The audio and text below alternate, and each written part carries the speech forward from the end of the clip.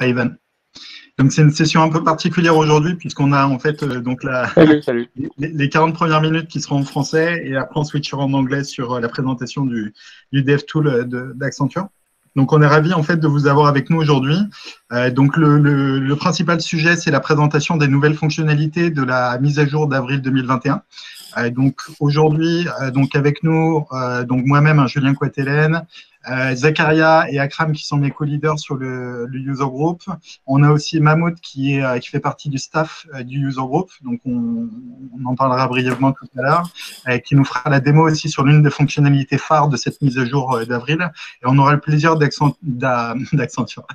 d'accueillir John d'Accenture qui nous présentera aussi un super outil qui vient de sortir et qu'ils offrent gratuitement à la communauté Marketing Cloud, qui vous offrira aussi des perspectives pour accélérer la mise en place de vos initiatives sur Marketing Cloud. Donc, on est ravis de vous avoir avec nous.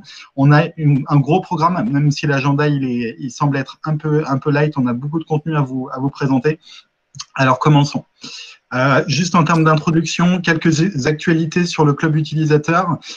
Donc, comme toujours, on essaie de vous accompagner dans votre parcours de montée en compétences sur la solution Marketing Cloud pour vous faire passer du niveau débutant à un niveau plus expert. Et pour cela, en fait, on vous prépare comme toujours de nombreux événements qui consistent justement à vous faire monter en compétences. Et pour cela, on s'est regroupé avec le staff qui comprend maintenant 10 personnes en plus de Zakaria, Akram et moi-même pour justement multiplier les initiatives, multiplier les événements.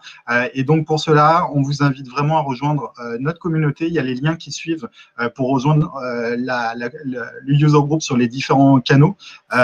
Pour apprendre les bases, déjà sur Trailhead, si vraiment vous débutez totalement, il y a des super parcours de montée en compétences dont on vous partagera justement les liens dans le user group pour être sûr que vous ne manquez pas les bonnes ressources pour bien débuter. Et enfin, on vous proposera dans les semaines qui suivent des workshops dédiés dans Marketing Cloud. Si vous n'avez pas de compte, on vous créera des utilisateurs. Si vous avez votre compte, vous pourrez pratiquer directement depuis votre instance et ce sera des exemples concrets de réalisation de journey comme un parcours de birthday, un parcours d'onboarding, de bienvenue, etc.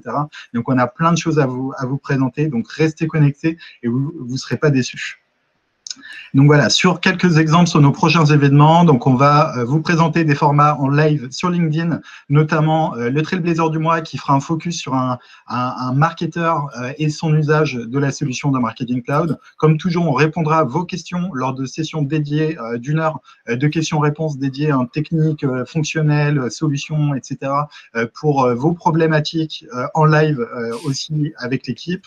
On a aussi des sujets donc divers et variés, les workshops qui viendront et différents types d'événements qui suivront. Alors, pour cela, donc, dans les liens, il y aura notamment la plateforme sur laquelle vous vous inscrivez à chacun des événements. Vous pouvez aussi vous abonner pour être notifié à chaque fois que vous avez des nouveaux événements proposés par le club utilisateur. Alors, commençons avec une petite surprise. Comme mentionné dans certaines invitations, on a aujourd'hui 3 vouchers à vous faire gagner pour une valeur de plus de 600 €. Donc, ces vouchers vont vous permettre de passer votre première ou une nouvelle certification Salesforce. Vous aurez le choix parmi les différentes certifications disponibles chez Salesforce. Donc, on est ravis de pouvoir vous offrir cela. Alors, pour les gagner, en fait, ça va être simple. On vous a préparé une question simple. Ça va être un jeu de rapidité, donc préparez-vous. En fait, ça va se passer dans le chat du Google Meet. Donc ici, préparez-vous à répondre dans le chat sur la question qui va suivre et dont, en fait, les 3 personnes qui auront la réponse la plus proche gagneront justement les vouchers. Donc, la slide qui suit, ça va être la question. Et donc, vous aurez juste à répondre directement dans le chat. Et ceux qui auront la réponse la plus proche, les 3 premiers qui auront, en fait, donc on prendra les 3 plus proches parmi les premiers qui répondront. Donc, bonne chance à tous. La question est la suivante. Quel est le nombre de membres dans le Trailblazer Community Group principal? Donc, dans notre communauté Marketing Cloud, combien de membres comporte cette communauté? Répondez dans le chat. Voilà, donc si vous pensez qu'il y a 30, 100, 1000, 10 000 personnes. Mettez un chiffre dans le chat et puis nous, on fera le tri par la suite et puis on vous enverra les voucher codes en vous félicitant également dans la communication post-événement. Alors, on vous laisse le temps de répondre. Mettez un chiffre qui vous semble être le plus approprié et on regardera ça en parallèle. Alors, je tenais aussi à vous remercier. Je pense que là, il y a déjà dû avoir des réponses. Donc, merci à tous pour votre participation et votre fidélité sur nos différentes initiatives. Donc, comme vous pouvez le voir, on a donc la communauté ne cesse de grimper. On a donc effectivement sur les différents canaux des contenus adaptés en fonction des différents formats proposés.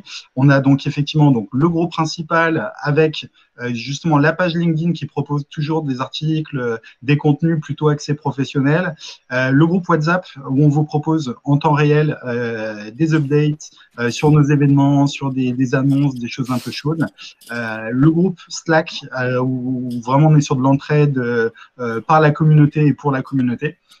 Et la plateforme d'événements que je vous parlais tout à l'heure. Donc, scannez les codes, abonnez-vous au moins au groupe principal, à la plateforme des événements et au groupe WhatsApp qui vous permettront au moins d'accéder à l'information de ce qu'on publiera et partagera au quotidien.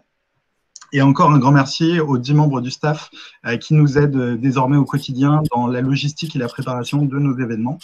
Ça compte beaucoup et surtout dans l'ambition qu'on a pour vous pousser des contenus toujours plus riches et toujours plus soutenus.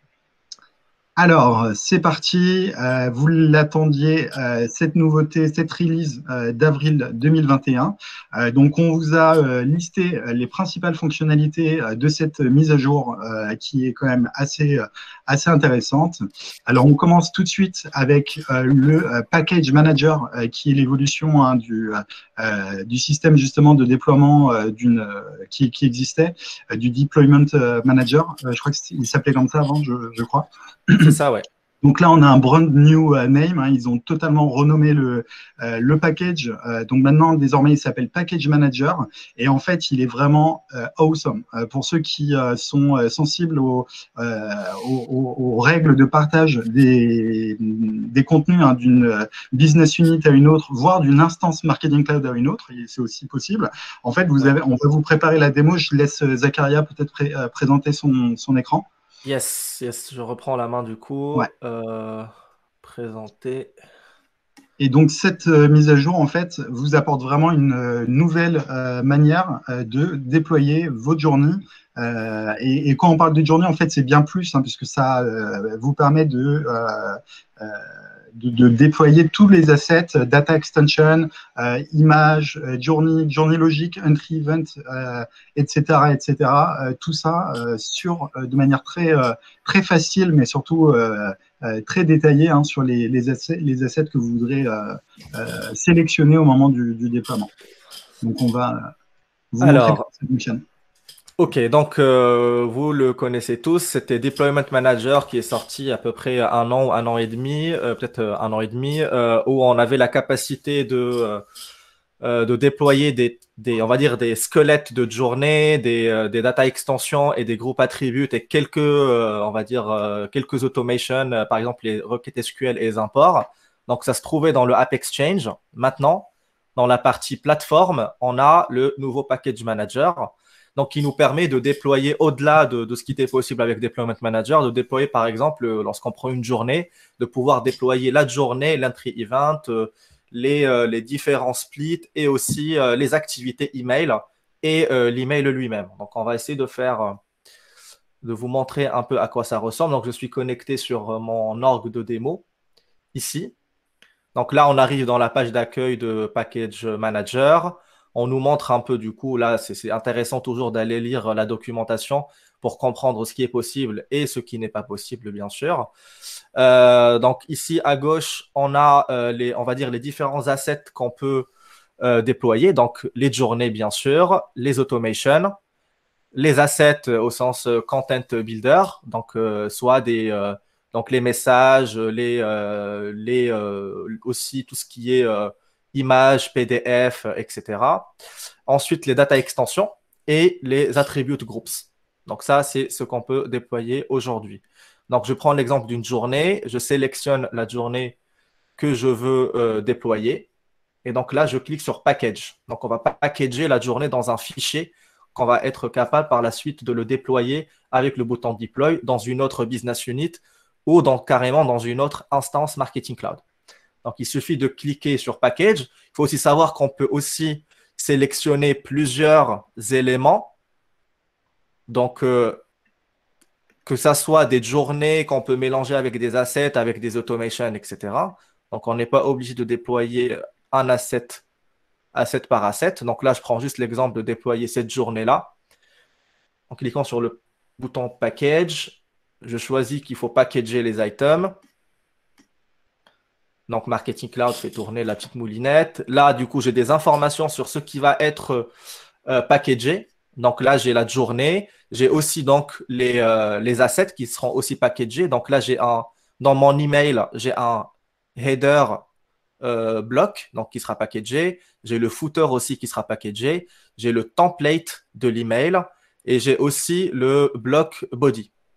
En plus, bien évidemment, de la data extension, donc de mon ciblage, c'est la démo subscribers, et puis finalement aussi la définition du coup de mon entry event. Donc tout sera déployé. Ensuite, il y a des unsupported function cloud page URL. OK, donc là, ça veut dire qu'il y a un souci au niveau de l'email que je dois résoudre avant de pouvoir déployer. Bon, du coup, pour la démo, j'ai sélectionné une autre journée qui fonctionne déjà. Donc, je descends et je prends, par exemple, alors, une journée qui doit fonctionner. Si je prends parcours, hop, hop, on va tenter celle-ci. Allez, package. Donc, avec l'outil, du coup, on peut savoir ce qui peut être déployé ou pas. Donc là, également, du coup, j'ai des soucis avec des dépendances avec un groupe attribute qui n'est pas reconnu. Bon, je vais sélectionner une autre. Alors, Alors, après, effectivement, c'est un nouveau module qui demande aussi quelques best practices dans le déploiement, quelques prérequis techniques qui sont ici bloquants, mais après, au quotidien, ouais. ça se fait tout seul. À partir du Donc, je moment où- prends celle-ci. Je pense que celle-ci, ça va fonctionner. Donc, en cliquant sur Package. Voilà. Donc là, du coup, j'ai le résumé du package. Donc, maintenant, je peux cliquer sur Next et puis télécharger le package. Alors effectivement, on a été, quoi, Zachary a été un petit peu vite. Il y a aussi la possibilité de Mhm. personnaliser, de mettre des commentaires sur des éléments de personnalisation, notamment des URL qui doivent repointer peut-être sur d'autres URL, si on déploie sur un autre pays ou une autre marque, pour être sûr que dans le déploiement, il y ait une bonne prise en compte des éléments de personnalisation. OK. OK, très bien. Donc maintenant, je vais switcher de business unit. Donc je suis dans celle-ci. Je vais passer sur la business unit de test. Et vous allez voir, c'est très simple pour déployer. Donc je retombe dans Package Manager, dans la nouvelle business unit. Maintenant, je clique sur Deploy. Upload pour uploader du coup, le package. Donc je prends celui-ci, c'est le dernier. Ensuite, je peux choisir un dossier où je veux déployer. Je peux rajouter, par exemple, un préfixe ou un suffixe aux éléments qui seront déployés. Et puis, à la fin, on peut aussi rajouter un timestamp, donc la date du déploiement. En cliquant sur Next, puis Deploy, ça va déployer donc les éléments. Donc là, on renforce vraiment la gouvernance entre les différentes business units. Alors, c'est bien d'harmoniser la structure des dossiers, le modèle de données, etc., pour avoir quelque chose de consistant entre les différentes BU. Donc là, on rentre très clairement sur des nouveaux modèles de gouvernance ISO entre les BU pour justement simplifier, accélérer les déploiements de ce type-là. Exactement. Et c'est très intéressant chez les clients Marketing Cloud qui ont des business units de test connectés, par exemple, à des org sandbox de SFDC. et du coup, où ils commencent par créer leur journée dans la business unit de test avant de les déployer en prod. Donc, avant, ça nécessitait de le faire manuellement, de devoir refaire une phase de test en prod. Maintenant, avec cet outil, on est beaucoup plus serein. On est capable de faire notre recette en UAT dans une business unit dédiée et puis avec Package Manager, déployer directement en prod. Donc, Et en termes de… on va accélérer du coup, parce que c'est vrai qu'on a d'autres Yes, démos à préparer. À parfait. présenter. Donc, je passe rapidement juste sur la journée pour vous montrer qu'elle a été déployée et on peut avancer. Voilà. Donc, ici, on a la journée deployed qui a été déployée dans la nouvelle business unit avec l'entry event et puis du coup, les différentes activités déjà paramétrées, donc 20 minutes, le random split, etc. Et du coup, je te repasse la main, Julien, pour la Ouais, suite. ça marche. Hop.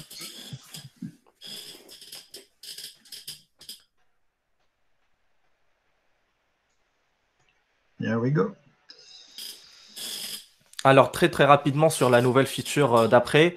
Donc, c'est la capacité de pouvoir importer des données depuis Amazon S3 dans Marketing Cloud. Donc, c'est une feature, je dirais, qui était très très attendue. Je connais pas mal de clients qui aujourd'hui, du coup, ont une intégration avec S3 via le FTP de Marketing Cloud. Donc là, ça permettra d'avoir une intégration directe. Et il faut juste savoir que, du coup, le volet export et extract vers S3 est dans la roadmap. Donc aujourd'hui, on a juste l'import qui est géré. Alors, on a aussi une mise à jour dans le Journey Builder qui est hyper intéressante, qui permet vraiment de suivre l'état de tous les contacts qui vont transiter dans vos activités, de l'interaction. Typiquement, lorsque vous avez, par exemple, 100 contacts qui vont transiter en tout et pour tout dans le premier email de Welcome, comme c'est indiqué là dans le screenshot, ou 1000, en fait, vous allez pouvoir cliquer désormais sur le chiffre et afficher justement donc sur une date range, par exemple des 30 derniers jours, où vous pouvez définir une autre périodicité. Vous avez en fait l'historique des contacts qui ont transité sur cette période-là. Et en fait, le vrai avantage, c'est de pouvoir filtrer typiquement parmi différents statuts, notamment ceux qui sont passés en succès. Donc, vous pouvez savoir qui a reçu telle activité, par exemple un email, etc. Et ce qui est le plus intéressant, c'est surtout de vérifier les soft et les hard errors. Ici, vous voyez par exemple, si on filtre sur les hard errors, on a aussi un détail sur le statut d'échec qui dit par exemple que l'email, l'adresse n'a pas été, qui est indispensable, n'a pas été trouvé. Et donc, vous pourrez donc vérifier votre data quality ou ce qui se passe, qui a mis en échec ces contacts. Donc, ça vous permet vraiment de monitorer. Et si vous avez un client qui était censé rentrer dans une journée et qui est rentré dedans, ici, vous avez un peu plus de visibilité sur les cas d'échec. Donc, très intéressant. Oups. Alors, ensuite, alors je passe la main à Mahmoud, du coup, qui va vous présenter et vous faire une démo de cette super nouveauté. Yes. Alors, merci Julien. Alors, en fait, il s'agit d'une nouvelle activité qui est dans le Journey Builder. Et du coup, cette activité va du coup nous permettre de générer des expériences de parcours en temps réel à mi-parcours d'une journée. Donc, on peut imaginer un use case de confirmation de commande ou une soumission de formulaire. OK. Next slide, s'il te plaît. Donc, le wait until event, du coup, permet de conserver, du coup, en fait, de bloquer les contacts jusqu'à ce qu'un événement externe, tel qu'une demande d'achat, une confirmation de formulaire, se produise avant de passer, du coup, à l'activité suivante d'une journée. Aussi, vous pouvez également, du coup, en fait, créer des expériences personnalisées pour les contacts qui n'effectuent pas l'action dans un délai défini. Donc, sans plus tarder, je vais passer du coup à la petite démo rapidement. Oui. Donc ici, voilà. Donc, sur ce slide-là, que vous aurez aussi, que vous pouvez aussi consulter après, on a mis toutes les informations, toutes les étapes de mise en place de cet outil-là et aussi le lien vers la doc. Yes. Super. Alors, je présente rapidement mon écran.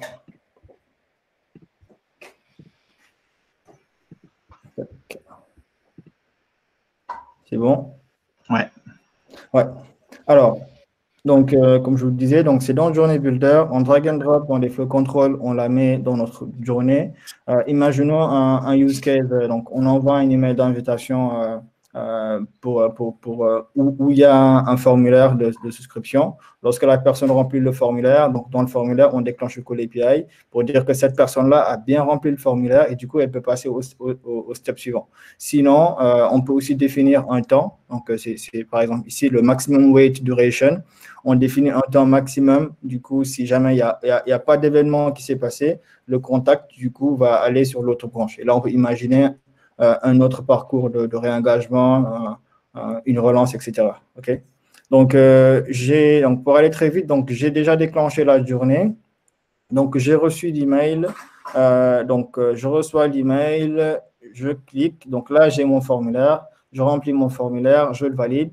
Et du coup, donc c'est à ce moment-là, donc lorsque j'ai validé, donc j'ai le déclenchement du call API qui va du coup me permettre de passer au step suivant et du coup de recevoir la confirmation de l'email. Donc vu qu'on n'a pas trop de temps, donc j'ai reçu par exemple une confirmation tout à l'heure, donc je reçois bien la confirmation après 1 minute ou 2. Donc c'est vraiment en temps réel pour recevoir la confirmation, l'événement externe à Marketing Cloud. Et pour le setup, donc très rapidement, il y a cette partie-là où on a l'API Event, l'Event Definition Key, du coup, qui va être très intéressant. C'est celle-là qu'il faut communiquer à l'équipe de dev, qui va du coup pouvoir déclencher le call API vers Marketing Cloud. Donc, ils utilisent en fait la doc de Fire Event, la même qui déclenche le Fire Event de Marketing Cloud pour aller au step suivant. Ouais. Alors, on a une question intéressante. Désolé, on ne répond pas à toutes les questions parce qu'on a vraiment trop de contenu à présenter. Juste cette question, elle est intéressante. C'est est-ce qu'on peut utiliser le Wait Until Event pour déclencher un trigger API pour une autre journée?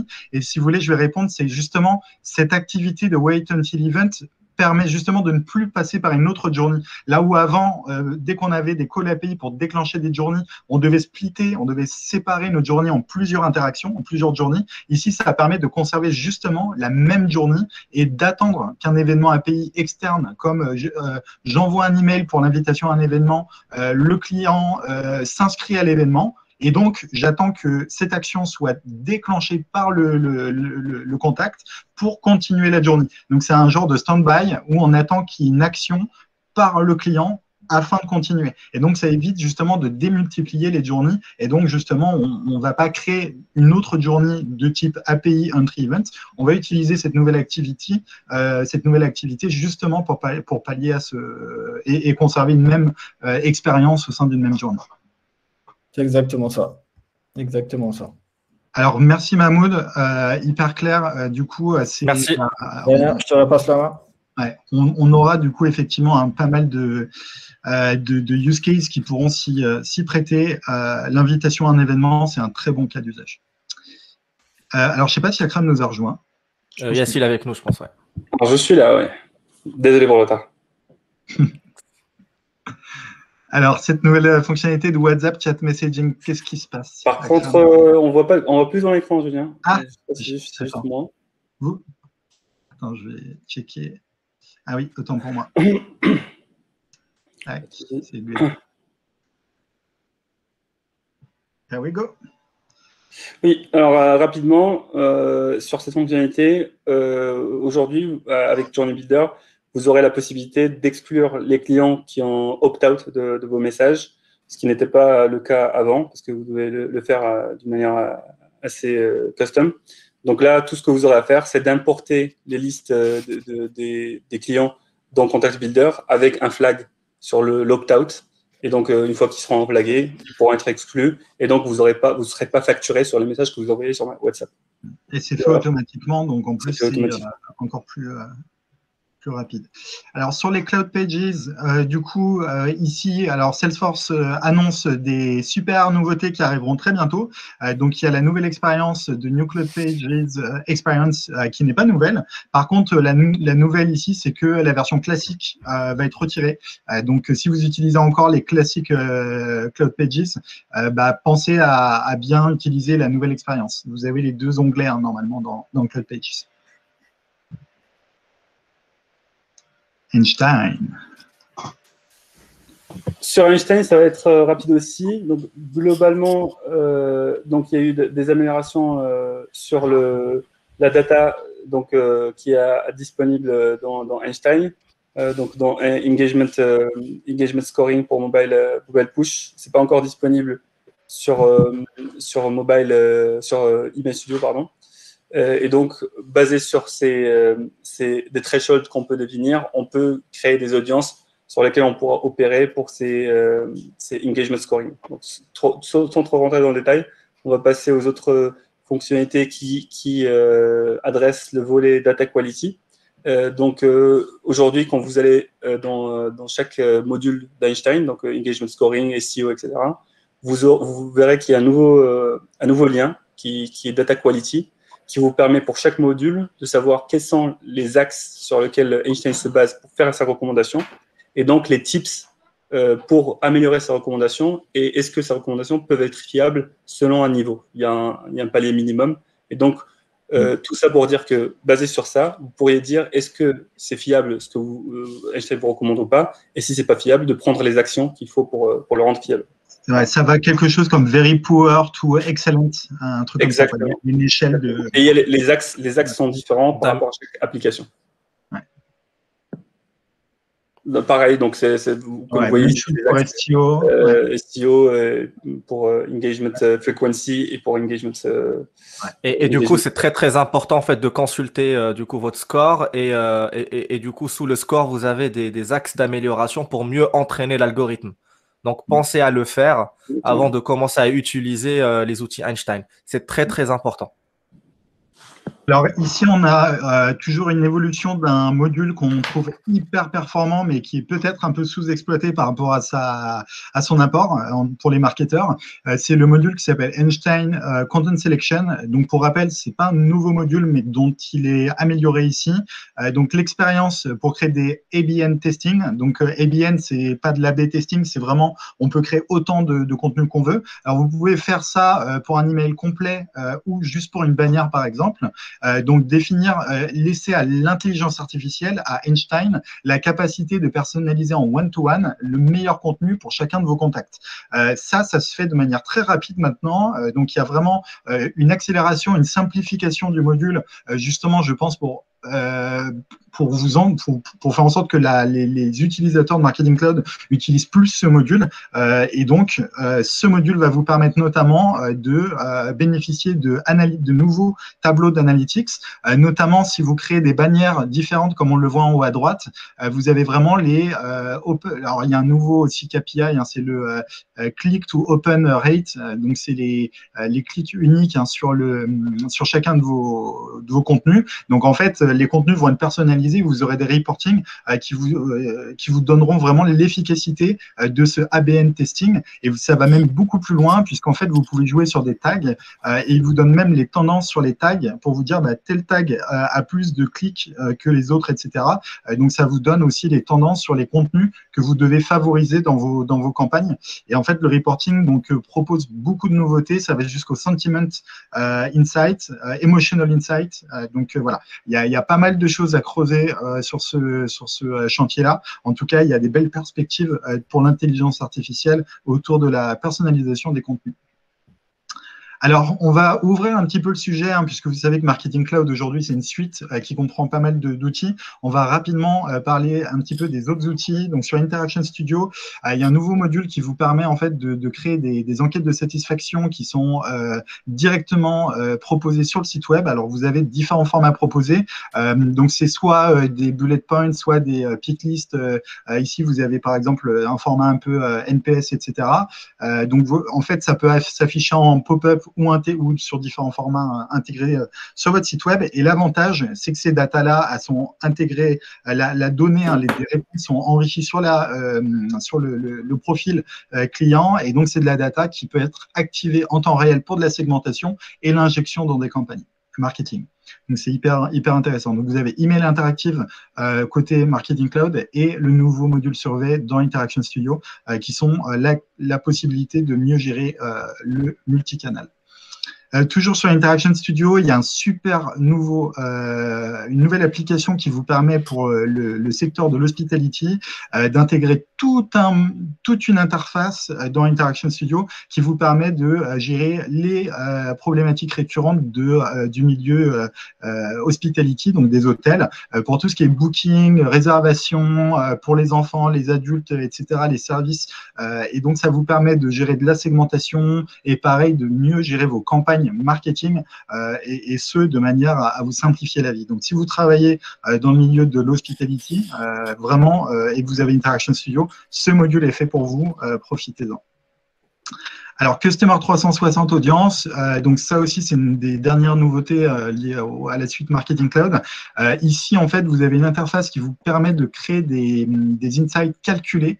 Donc, ça vous permet vraiment de créer des nouvelles segmentations qui sont calculées sur la base de un peu de code et qui vous donnent notamment des possibilités de ranking. Le ranking, c'est les top 100, c'est les top 1000 de tels critères. Par exemple, ça peut être les top, le best-of de vos meilleurs clients en termes d'achat. Ça peut être les clients les plus engagés sur le site web, etc. Et donc, si on prend l'exemple des clients les plus engagés sur votre site web, il y a une nouveauté qui est liée au connecteur avec Tableau. Donc, Customer 360 Audience est maintenant mieux connecté avec Tableau, Salesforce. Et donc, si on prend l'exemple des clients les plus engagés sur votre site web, vous pouvez aussi utiliser Tableau pour exclure ceux qui n'ont pas ceux qui ont réalisé des achats, de sorte à ne conserver que ceux qui sont les plus engagés sur votre site web et qui n'ont pas réalisé d'actes d'achat. Et donc, vous pouvez les recibler, soit à des fins de campagne email ou pour faire des campagnes advertising et les engager sur les réseaux sociaux. Il y a des bannières publicitaires. Donc, vous avez des exemples de dashboard tableau qu'on vous retrouverez dans le document partagé avec les différentes sources, le chiffre d'affaires, etc. C'est très puissant. Donc, si vous voulez vraiment aller loin dans la data, songez à Customer 360 avec Tableau en complément de Marketing Cloud. C'est hyper avantageux pour activer la data. Datorama, il y a une nouvelle app qui permet de mettre en place du multi-touch attribution. Donc, pour tous ceux qui ont des problématiques d'attribution model, donc c'est assez spécifique le modèle d'attribution. Pour ceux qui font du pur marketing, vous saurez l'avantage d'un modèle d'attribution. Généralement, dans Marketing Cloud, c'est assez complexe parce que ça demande une expertise un peu métier, marketing, mais en plus de faire un peu de custom de dev dans Marketing Cloud. Ici, on est vraiment sur quelque chose de standard et de très simple à configurer. C'est vraiment une interface click and drag qui vous permet de configurer votre modèle d'attribution et surtout, comme on est sur du Datorama, le multi-touch permet vraiment d'intégrer vos différents canaux, advertising, email, etc. Et on est plus exhaustif et c'est plus pertinent de gérer un modèle d'attribution avec Datorama. Surtout que maintenant, on a quelque chose de transparent pour les utilisateurs.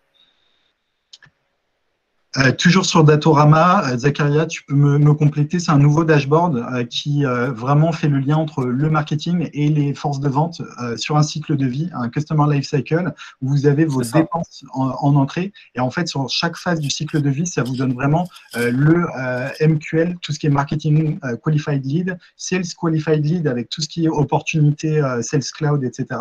Et à la fin, ça vous donne vraiment votre revenu en euros ou en dollars avec, donc on va zoomer ici, vraiment le ROI qui est défini. Donc, pour 1 euro dépensé, vous avez, pour 1 dollar dépensé, vous avez 2,18 dollars de ROI. Donc, c'est des KPI qui sont hyper intéressants pour le management, pour réinvestir le budget du ROI sur des campagnes marketing ou autres. Donc, il y a vraiment une mise à disposition dans Sales Cloud, pour Sales Cloud, des insights marketing en cycle de vie. Un peu comme vous aviez dans Pardot, mais plus ouvert à Marketing Cloud et à Sales Cloud désormais. Alors, quelle heure est-il? 38. Il reste 2 minutes. Ouais, on a fini. Alors, vous avez donc des liens vers les différentes ressources liées à cette release. Encore une fois, on va partager ce document, donc vous aurez tout loisir à regarder les ressources disponibles. Et on va switcher en anglais pour présenter un super outil. Zakaria, je te laisse introduire en français et basculer en anglais. Ok, donc là, on a du coup l'opportunité, la chance d'avoir l'équipe Accenture qui va nous présenter leur outil SFMC DevTools. Donc, c'est un outil qui vous permettra de mieux déployer, mieux packager votre instance Marketing Cloud. Donc, je switch en anglais. Hi, John. Hi. Hi, everyone.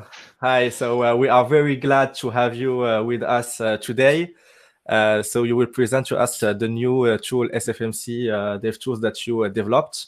So the floor is yours, and you have 20 minutes to show us how awesome this tool is. Maybe you will be able to share your screen as we didn't yet include yes. Yes. Of course. Great, thanks. Let me start that. I mean, you already had the perfect picture of me there. The glasses were a bit off, but other than that. All right. Give me a sec here. All right, you should see this beautifully Accenture branded slide now.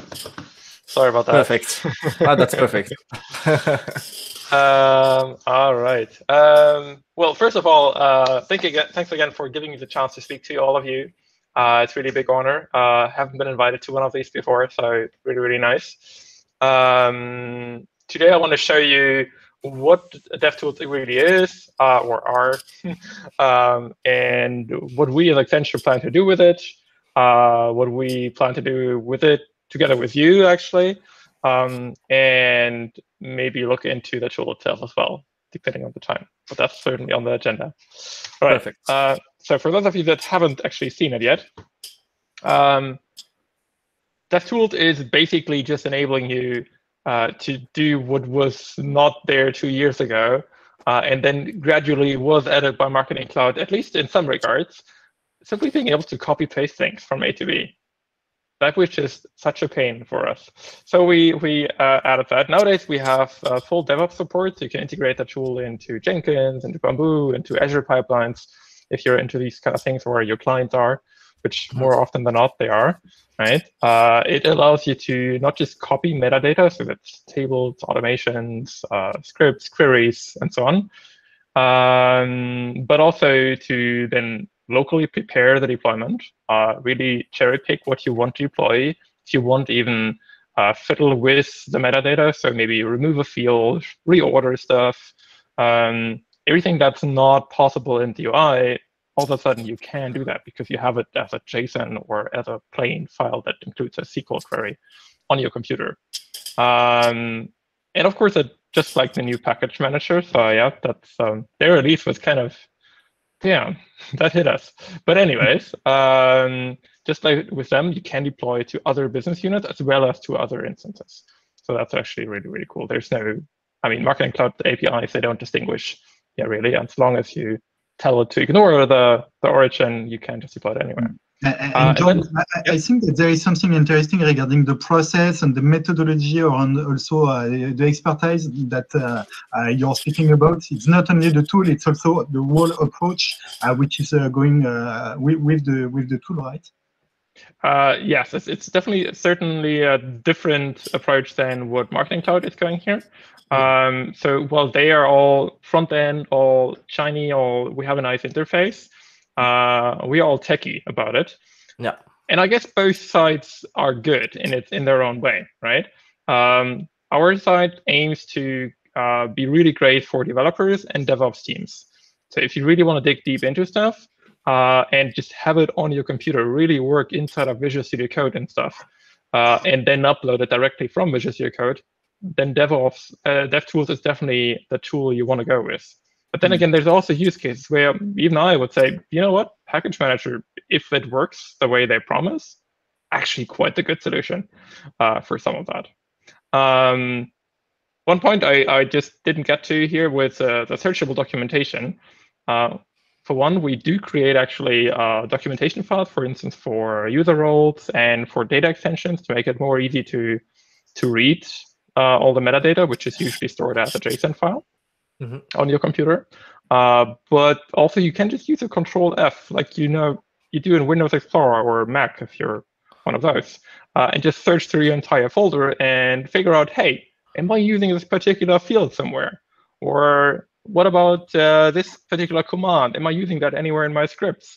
and so on and so forth, because everything is just searchable all of a sudden because it's a text file on your computer. So there is no limitation there, right? Yeah. And then lastly, when it comes to deployments, it doesn't just allow you to deploy from A to B. It allows you to deploy from A to B and then to 20 other business units with just a few commands without having to really think about it much or having to switch between views or even considering, okay, I need to have a certain prefix or suffix on that view, but another one there because it might be shared content and all that can be completely automated. And once you set it up, it just works every single time you run those deployments. It just does most of the work for you there. And we've actually been using this on multiple bigger projects already. One of those, actually, while we're talking about it, that's where you can get it. One of those was in the initial phase just rolling out to 10 countries, but eventually then to 70. And those 10 countries with like a really early version of the tool back in, what was it, Feb last year, when it wasn't as refined as it is today, I rolled out to 10 countries within just 2 weeks. Yeah. And advancing the tool while we did it.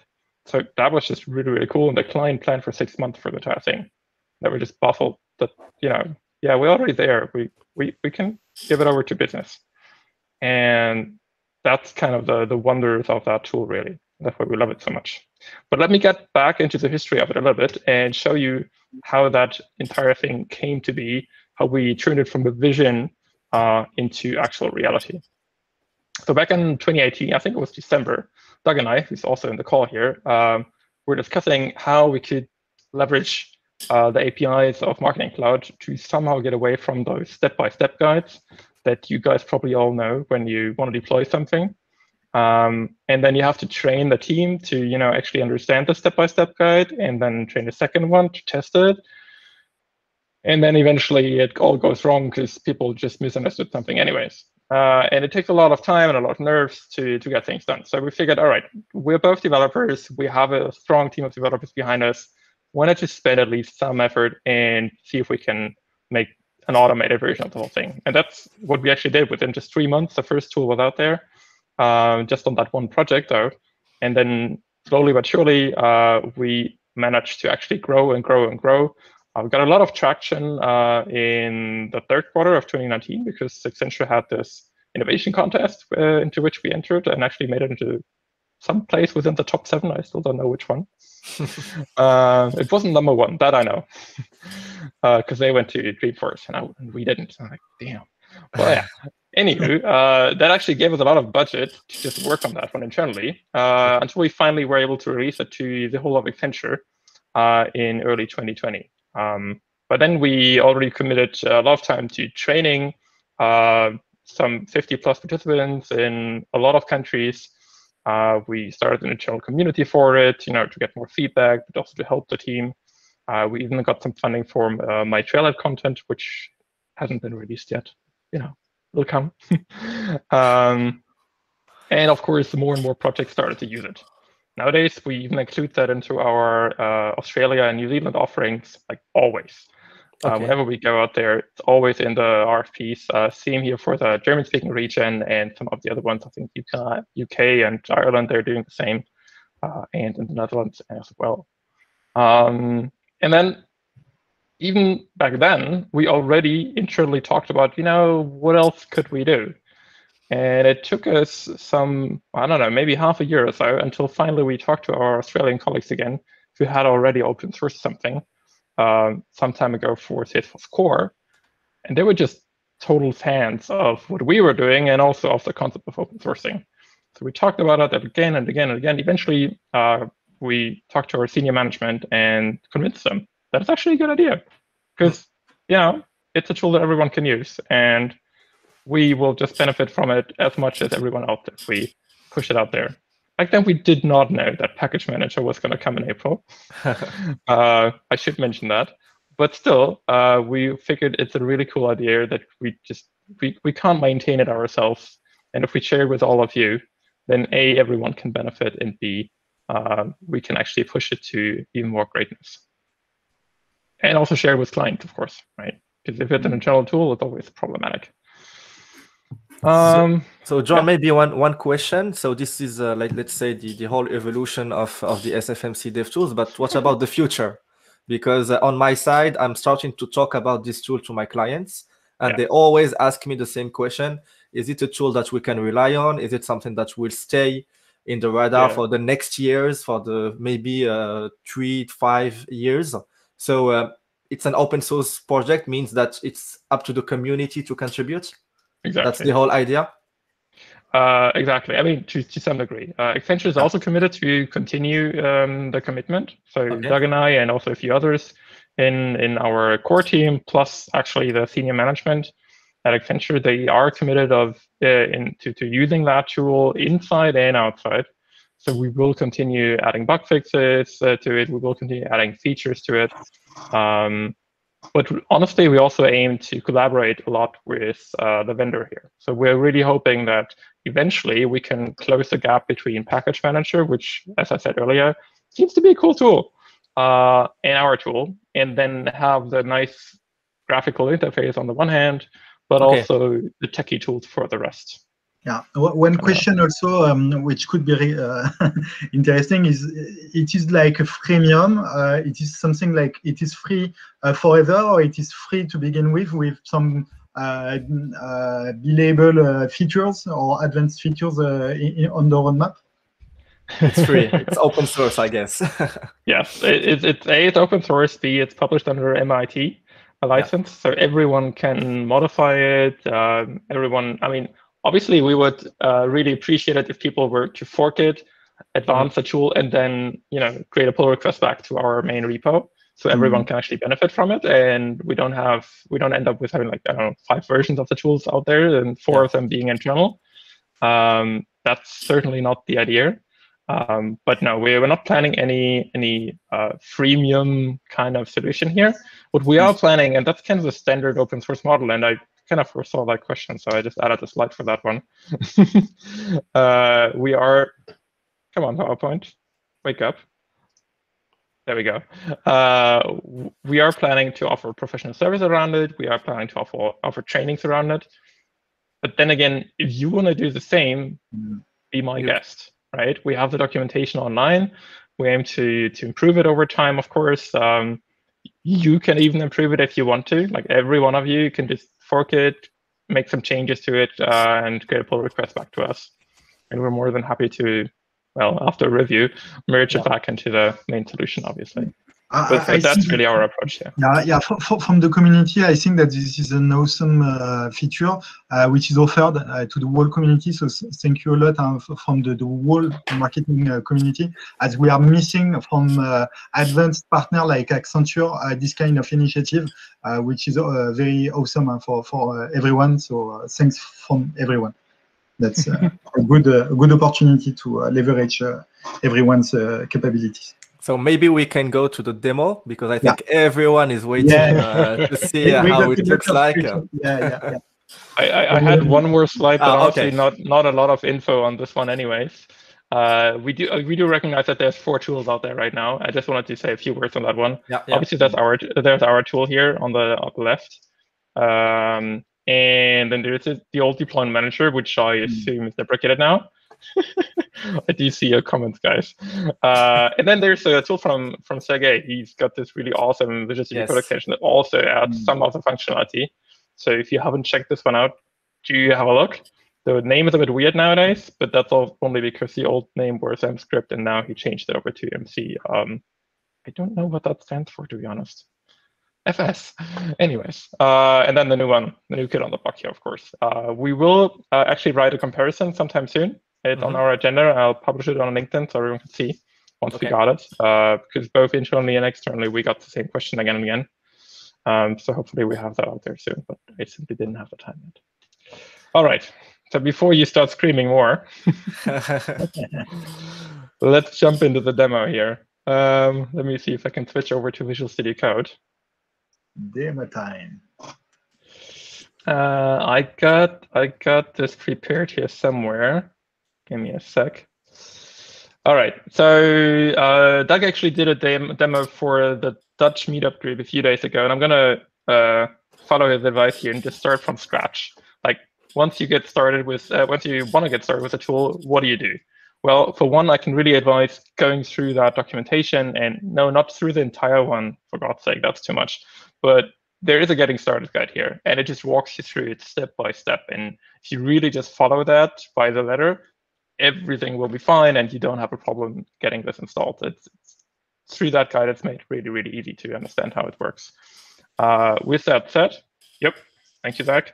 With that said, let's jump into installing it. I did go through the prerequisites in that guide, already installed Node.js and Git on the system here. So I just need to open up a new terminal. This can be inside of Visual Studio Code. We strongly recommend using that one as kind of a wrapper around everything. And we actually also ask you then to install a few extensions kind of automatically at the end. So we'll go into that one in a few minutes. But you can also do this in any other way, right? If you're a pro user and you have your own command line prompt, then use it. It doesn't matter, right? But this is the way we usually recommend doing it. OK, so what do we have to do? First up, we install this. npm install globally, so -g, and then mcdef. And that's going to take maybe a minute or so to install usually. It depends on your internet connection and how slow your computer is, I suppose. It does have to install a lot of stuff in the background. But the good thing is it does it all for you. Small warning, because we'll see that in a few seconds here popping up. There's going to be a few warnings while you install that. That's due to a lot of dependencies that we have that use other dependencies that might be deprecated. That's not to worry. It's just a warning. It's not an error. So again, we'll see that in a few seconds here, I suppose. And then we have it installed already.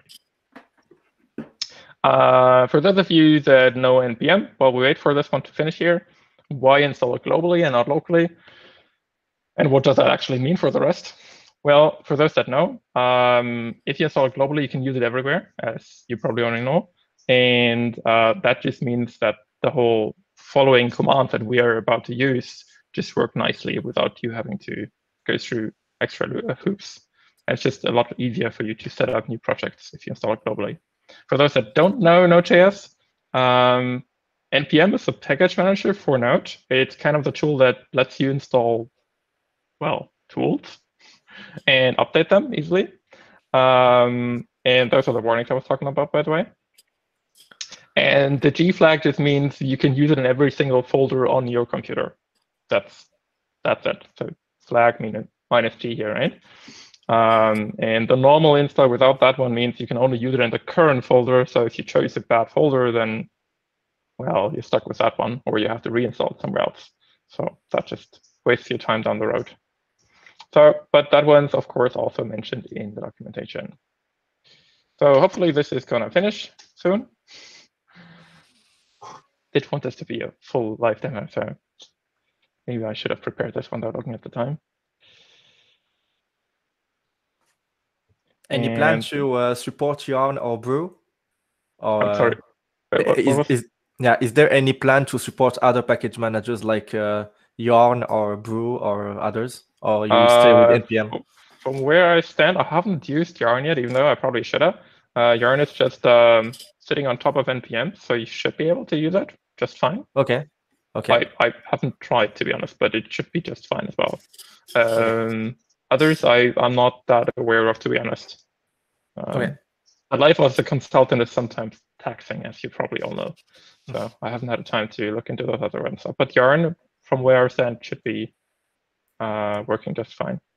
All right. Okay. So this is still working slowly here. I'm so sorry about that, guys. Once this is done, I'm going to type in mcdef init, and mcdef init will just run through the entire setup process. It will make sure you have a Git repository. It will even make sure that you have a proper name set up for Git. Oftentimes that's something weird. Finally, there we go. mcdef init. It will ask you for credentials for your instance / business unit. And it will even make sure that you have proper configuration files for ESLint, for Prettier, for Visual Studio Code itself, that you that you install the right extensions for Visual Studio Code, because there's a bunch that we recommend using with this one. And that one just is pretty much done for you. The only questions you get is for your Git username, which in my case is already filled correctly here. And then it configures that locally here for that repository that it just created for us. So even that you don't have to do. It really tries to take away all the problems that we have. If you already have a repo, you can configure that one here. I'm going to skip that because I don't have one. And then it starts creating a lot of configuration files, as I said earlier. Now it continues and even installed, first sets up npm with a package.json file, and then also installs a bunch of extensions. So again, this setup takes some time initially, but if you think about how many commands we had to type in, 1 command, 2 commands, and then just confirm a few things here, it's still pretty easy, right?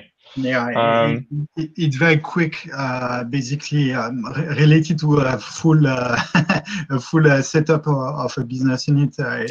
Of course, it's something that is very amazing.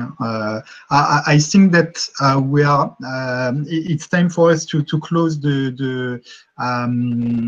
this event. I don't know if you have few things to show.